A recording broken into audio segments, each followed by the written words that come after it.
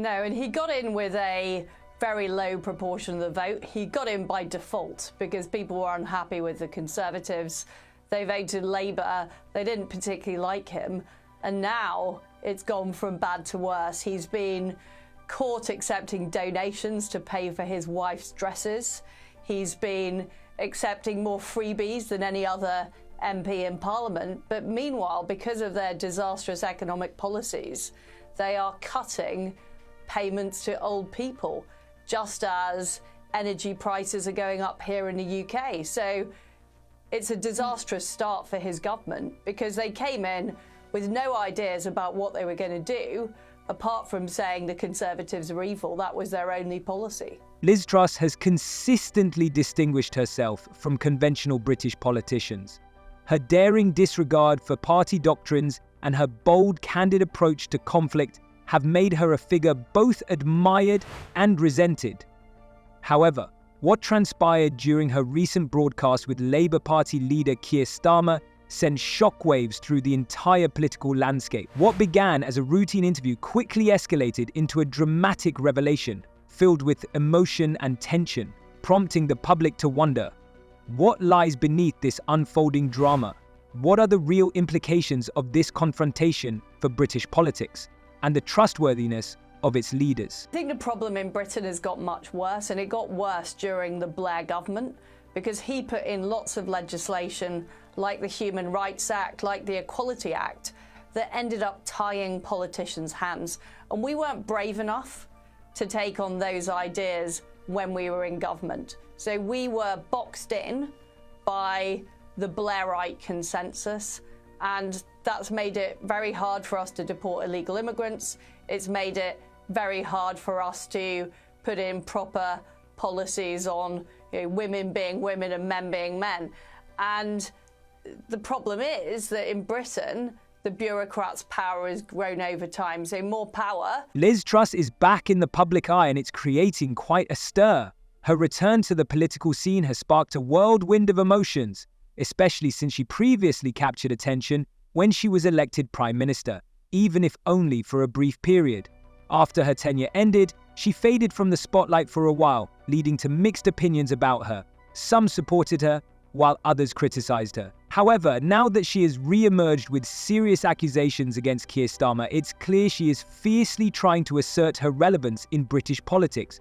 What exactly did Truss say in her speech, and why did her remarks resonate so strongly?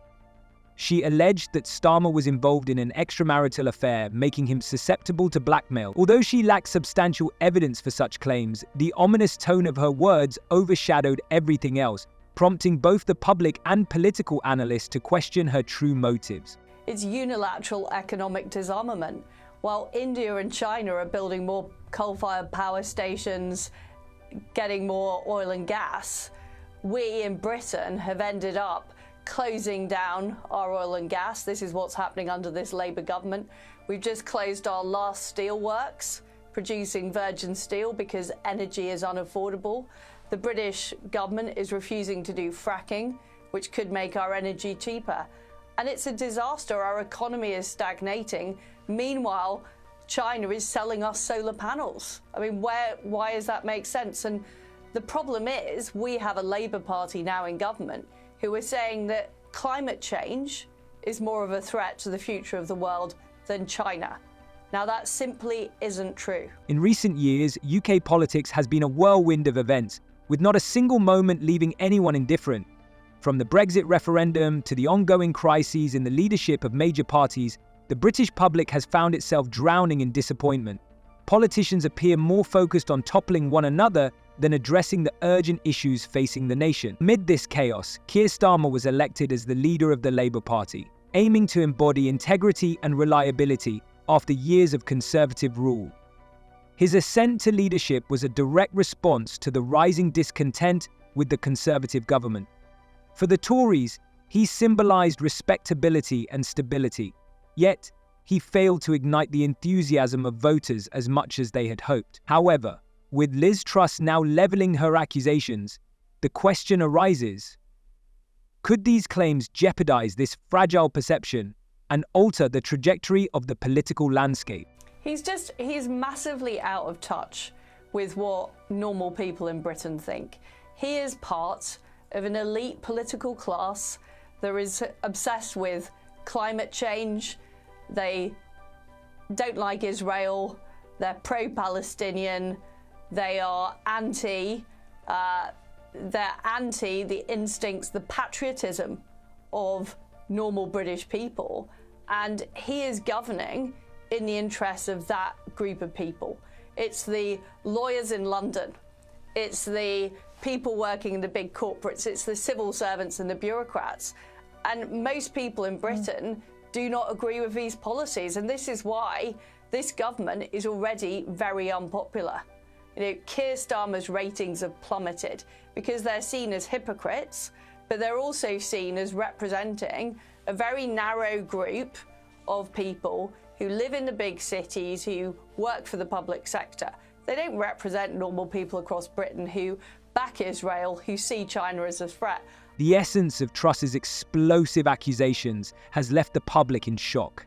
Starmer's alleged affair not only causes moral character into question, but also raises serious doubts about his ability to govern.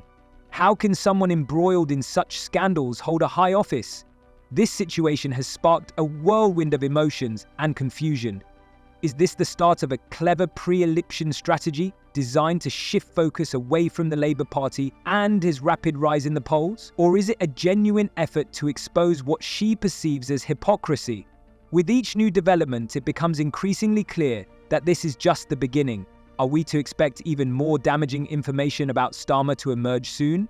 While Starmer's statement couldn't be immediately verified, the conversation around this issue has ignited on social media with remarkable intensity. Users are actively tweeting and creating hashtags, either supporting or criticizing him, and the tension in the air is palpable. See how bad things are. They can see that we don't have control of the boats. They can see that the borders in Britain are porous, but it will take a huge push to actually change that human rights legislation that has now been in since the 1990s, and that is what we need to do. And I think pressure in Britain is building for that.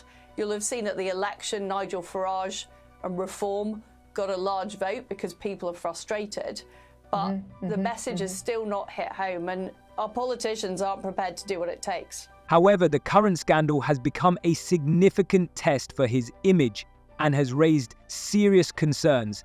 This time, Starmer, who is typically known for his politeness and strategic thinking, appeared visibly shaken when he faced the media for the first time after Truss's accusations. Is he guilty, or is he simply frustrated by these unfounded attacks? Analysts are increasingly worried that his opponents are seizing the opportunity to sway public opinion against him, casting doubt on his political integrity and governance style.